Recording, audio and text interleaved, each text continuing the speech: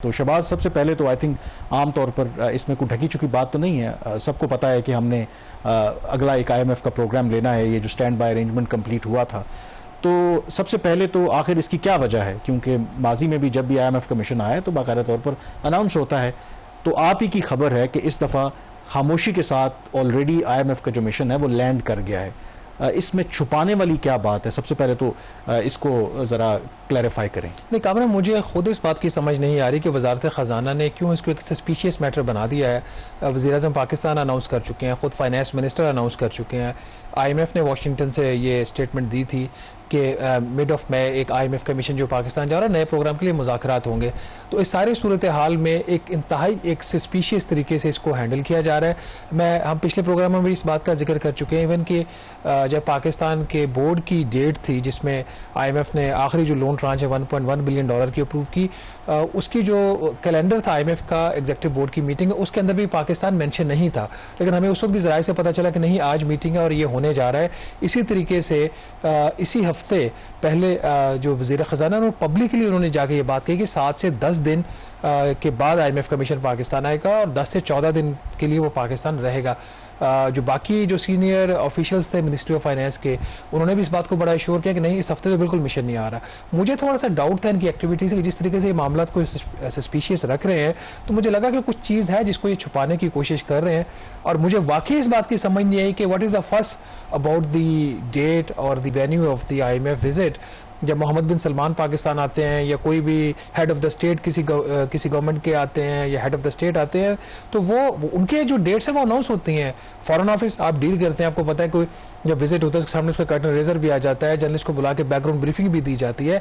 यहाँ पे IMF की टॉक्स को और उसके मिशन को ऐसे हैंडल किया जाता है जैसे पता नहीं कि क्या एक इशू है इसके हवाले से। लेकिन उसमें जो मैं आपसे पूछना यही चाहूँगा कि कोई अभी तक, अब तो ज़ाहिर है कि बेशक अगर उसको छुपाया जा रहा था खबर, तो अब ये सामने आ गई ना, तो उसके बाद कोई रद्द अमल सामने आया है हुकूमत की तरफ से? नहीं, रद्द अमल बिल्कुल नहीं है, बिल्कुल खामोशी। बल्कि आज इस हवाले से उनकी जो इब्तदाई मुलाकातें थी कुछ अहम, वो भी हुई हैं। उसके हवाले से एक आज हम खबर भी एक्सप्रेस ट्रिब्यून में करेंगे, इंशाल्लाह कल प्रोग्राम में भी इसको डिस्कस करें। लेकिन नाज़रीन, चूंकि ये मामला एक क्रेडिबिलिटी का होता है, जब किसी भी काबीना के वजीर की तरफ से कोई स्टेटमेंट आए तो उसकी एक अहमियत होती है।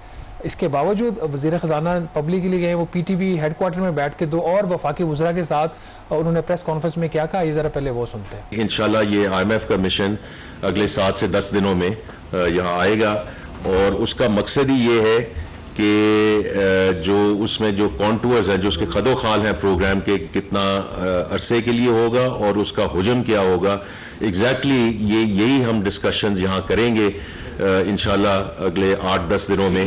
तो उसमें फिर हम आपको उसके बारे में आगाह रखेंगे जब वो कंक्लूड हो जाएगा, जो हमारा वो तकरीबन 10 दिनों के लिए या 2 हफ्तों के लिए यहाँ मौजूद होंगे।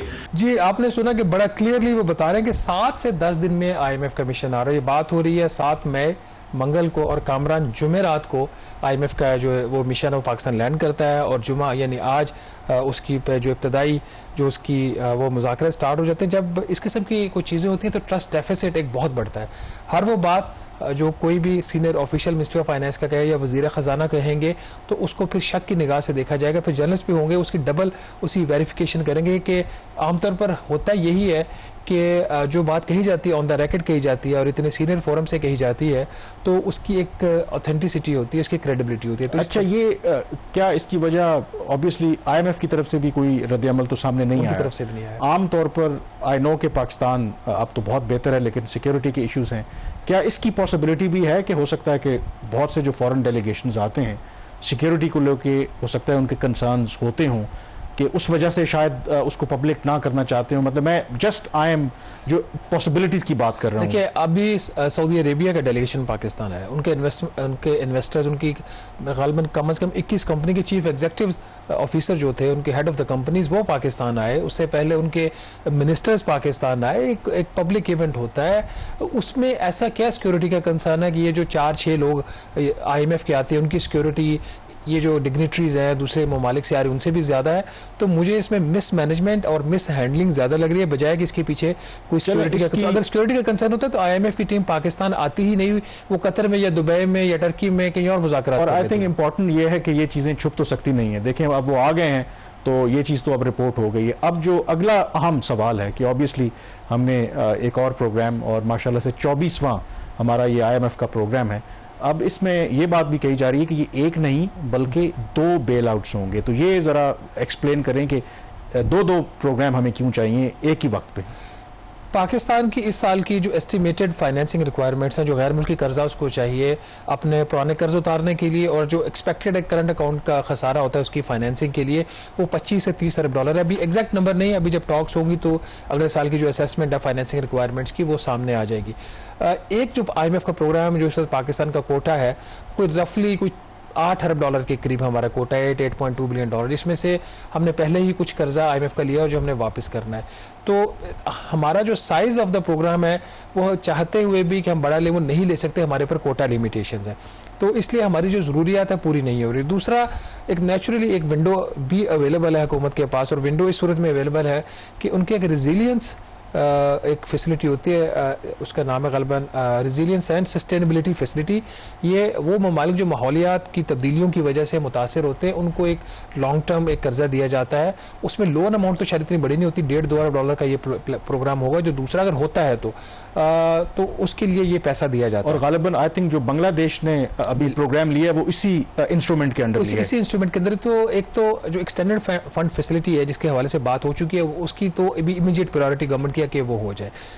अगर तो उसका जो क्वालिफिकेशन क्राइटेरिया है RSF का जो प्रोग्राम है, अगर वो हो जाता है तो फिर अभी उसके बारे में कोई अंडरस्टैंडिंग हो सकती है। अदरवाइज एक्सपेक्टेशन ये है कि अगस्त सितंबर के करीब जाके उसके ऊपर फर्दर बात हो सकती है, जब पहला उसका रिव्यू। अच्छा, जो क्लाइमेट रिलेटेड जो फंडिंग मिलती है आपको या लोन मिलता है IMF की तरफ से, क्या उसकी जो शराइत हैं वो मुख्तलिफ होती हैं जो अदरवाइज आपका प्रोग्राम जो ये EFF का जो इसके पॉलिसी मैट्रिक्स होगा, जो इसकी शराइत होंगी वो डिफरेंट होंगी, और ये जो क्लाइमेट वाला होगा इसकी एक डिफरेंट सेट ऑफ इसकी पॉलिसी। तो वो थोड़ी आसान होती है क्या जो क्लाइमेट से रिलेटेड? कहा नहीं जा सकता है, ये एक नई फैसिलिटी है, मैंने भी इसके ऊपर पहले रिपोर्ट नहीं किया, तो लेट्स सी कि इसकी क्या शराइत होती है। लेकिन अगर हम EFF को देखें तो ये एक बड़ा ही एक मुश्किल एक प्रोग्राम आने जा रहा है। जो मेरी वजारत खजाना के ज़राए से बात हुई है कि this can be one of the toughest जो है वो प्रोग्राम जो पाकिस्तान ने साइन किया है करने जाएगा, जिसमें फॉर एग्जांपल अगर एक चीज़ को अगर हम डिस्कस कर लें, जो इजाफी टैक्सेस की बात हो रही है, इसमें तकरीबन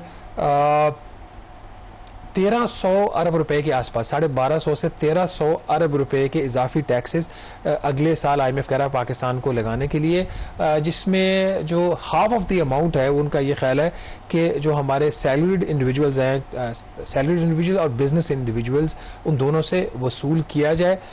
उसके अलावा उसमें पेंशनर्स के हवाले से भी उनकी कुछ रिकमेंडेशंस हैं, कुछ और जो टैक्सों में छूट है उसके हवाले तो कॉम्प्रीहेंसिव एक प्लान है। तो अब आपसे लेके बजट तक, और जब तक ये IMF का मिशन है तो हम इंशाल्लाह कोशिश करेंगे। तो मतलब इसके हवाले प्रोग्राम तो होगा, लेकिन इसकी स्पेसिफिक्स पर जाने से पहले आगे फर्दर भी खास करके सैलरी क्लास और बाकी उन पर क्या मुमकिना तौर पर फर्दर बोझ पड़ सकता है। 24वां हमारा ये प्रोग्राम है, मतलब रिकॉर्ड आई थिंक शायद हम पाकिस्तान पहले नंबर पे, अर्जेंटीना और पाकिस्तान का आपस में शायद मुकाबला कंपटीशन है। तो जब कोई भी दो फरीकैन आपस में ऑब्वियसली आपको पता है कि एक मुआहदा करते हैं, तो फिर कसूर दोनों का होता है कि अगर आप अल्टीमेटली उसका गोल अचीव ना कर सकें। होना तो ये चाहिए था कि पाकिस्तान अगर IMF का प्रोग्राम इतना ही अच्छा होता, या IMF की ने जो भी शराइत आयद की उस पर वो अगर कामयाब हो जाते उसको बनवाने में, तो पाकिस्तान को इतने प्रोग्राम्स की जरूरत ना पड़ती। तो डू यू थिंक कि पाकिस्तान पर तो हम क्रिटिसाइज करते ही रहते हैं, ये IMF का भी बहुत बड़ा फेलियर है कि बार बार पाकिस्तान को IMF के पास जाना पड़ता है? मैंने आज इंटरव्यू किया, उनके एक यहाँ पे आए हुए हैं चीफ इकोनॉमिस्ट जो foreign and Commonwealth development office है यूनाइटेड किंगडम का, उनके चीफ इकोनॉमिस्ट पाकिस्तान में पाकिस्तानी नज़ाद हैं वो।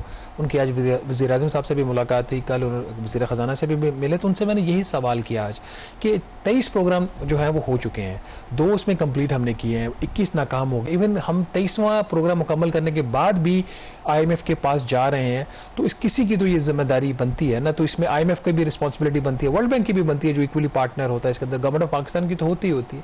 तो उनका ये कहना था कि जब तक जो गवर्नमेंट्स ऑफ द डे होती हैं वो उसकी जिम्मेदारी नहीं लेती और प्रोग्राम के साथ जो बाकी रिफॉर्म्स इस्लाहात करनी होती हैं वो नहीं करती ये गवर्नमेंट्स, तब तक कोई भी जो प्रोग्राम है और वो कामयाब नहीं होगा मुकम्मल तौर पर, और तब तक पाकिस्तान जो है वो IMF के इसी तरह की जो सूरत हाल उसमें रहेगा।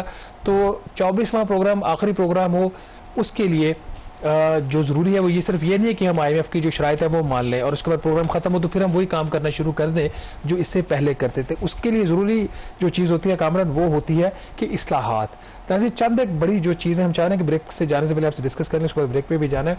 IMF की जो रिकमेंडेशंस आ रही है उसमें लग ऐसे रहा है कि वो तबका जिसके ऊपर या तो पहले से ज़्यादा बोझ है उन पर मज़ीद बोझ डाला जाए, या वो तबका जिसके ऊपर उस तरीके से इस वक्त बोझ तो नहीं है लेकिन जो इस वक्त पाकिस्तान के मारूजी हालात है, जो महंगाई की सूरत हाल है, उसमें उन पे टैक्सेस लगाने की बात हो रही है। बात हम इस वक्त कर रहे हैं पेंशनर्स की, वो तमाम जो रिटायर्ड मुलाजमीन है हुकूमत पाकिस्तान की, जिसमें मिलिट्री पेंशनर्स भी शामिल है और सिविलियन पेंशनर्स भी।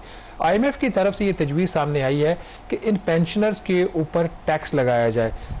कुछ लोगों का ख्याल है कि ये एक तजवीज़ मुनासिब तजवीज़ है, क्योंकि पाकिस्तान में एक तो ऐसी क्लास है पेंशनर्स की जो बहुत कम पेंशन लेते हैं, वो अगर उनके पेंशन का लेवल कम है तो वो इस ब्रैकेट में वैसे ही फॉल नहीं करेंगे, लेकिन इसके साथ ही ऐसे भी पेंशनर्स हैं जिनकी जो पेंशन है वो millions of rupees per month है, जिसमें हमारे जुडिशरी के लोग हैं, जिसमें हाई प्रोफाइल हमारे दूसरे जो गवर्नमेंट सर्वेंट्स हैं, और कुछ ऐसे भी पेंशनर्स हैं जो दो पेंशन ले रहे हैं। तो उनके ऊपर टैक्स जो है वो लगना चाहिए, ये किसके सामने चीज़ है। इसके साथ ही दूसरी जो बात है वो ये कि जो मुख्तलिफ कॉन्ट्रीब्यूशनरी स्कीम्स है पेंशन की, उसके ऊपर भी IMF ने जो वो है टैक्स लगाने का कहा है। इसमें आपके बहुत सारे प्रोविडेंट फंड से रिलेटेड स्कीम्स हैं, पंजाब, खैबर पख्तूनख्वा, बलूचिस्तान की जो पेंशन फंड्स हैं उसके ऊपर, फिर जो ग्रेजुटी होती है गवर्नमेंट रिटायर्ड एम्प्लॉइज़ की, उसके साथ ही उनकी जो कम्यूटेशन होती हैं उन कम्यूटेशन के ऊपर भी, सब के ऊपर वो पेंशन जो है उसकी जिस किस्म की भी पेंशन है उसके ऊपर कामरन ये जो IMF ने कहा है कि टैक्स लगाएं। तो अब देखने वाली बात यह है कि इसके ऊपर रिएक्शन क्या आता है और क्या हुकूमत ये तजवीज़ मान लेती है, क्योंकि इस वक्त जो ये है वो सारे फिक्स्ड इनकम ग्रुप, चंद को टॉप पे छोड़ के होता है असल में ये पाकिस्तान में कि एक ऐसी मिसाल दे दी जाती है, इसके बाद बंदे के पास जो मॉरल आर्गूमेंट्स है वो ख़त्म हो जाते हैं। मिसाल यहाँ पे अब ये दी जाएगी कि जो वो पेंशनर्स जैसे जुडिशरी है, जजेस रिटायर्ड है, उनकी पेंशन ज़्यादा होती है तो वो ले रहे हैं, तो उनके ऊपर क्यों टैक्स नहीं लगना चाहिए। तो पेंशन को बिल्कुल टैक्स करें अगर ये करना चाहते हैं, लेकिन जो मौजूदा पाकिस्तान के हालात हैं उसको देख लें कि इन हालात में क्या पेंशन को टैक्स होना चाहिए या नहीं, या ऐसे वक्त में कि जब कुछ इन्फ्लेशन अंडर कंट्रोल आ जाए, लोगों के इनकम लेवल्स बेहतर हैं तो फिर इनको टैक्स किया जाए। उससे भी ज़्यादा आई थिंक इम्पोर्टेंट ये है कि बजाय इसके कि आप ऑलरेडी जो लोग टैक्स दे रहे हैं उन पर मजीद बोझ डालें, हम अपनी जो टैक्स बेस है, टैक्स नेट है, उसको क्यों नहीं बढ़ाते। अगर उसको बढ़ाएंगे तो ऑब्वियसली फिर चीज़ें हमारे लिए आसान हो जाएगी। यहाँ पे ब्रेक लेंगे, ब्रेक के बाद फर्दर इस पर डिस्कशन करेंगे।